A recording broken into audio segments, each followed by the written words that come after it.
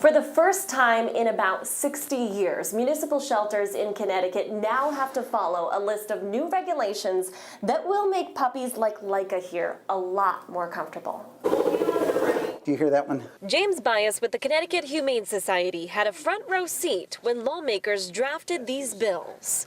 Most municipal and regional shelters are complying with the same standards as the private nonprofit shelters are, but there are still some holding out because legislatively they're not required to. Until now, in 2017, municipal shelters were left out of regulatory changes created for nonprofits like the Humane Society.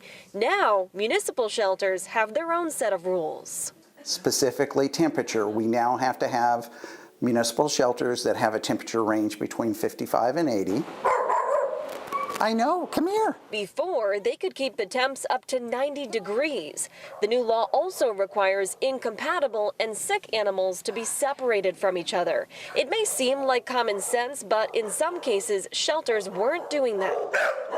But now they have to. The Department of Agriculture will make sure of it. They have to report it back to the agency within 5 days and then notify the highest elected official in that community. The laws were passed in the 11th hour of the latest legislative session. So certainly, we sweat it out. Representative Linda Borer was one of the people behind the bills.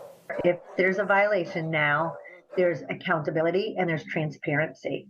That's exactly why we passed the bill. Holding our shelters to a higher standard, which they need to follow by October. Doing everything we can for their short stay with us to keep their minds fresh, keep their bodies healthy. Now, even though this is definitely a step in the right direction here, Bias says we still have a lot more work to do when it comes to keeping animals safe and healthy and happy in their temporary homes.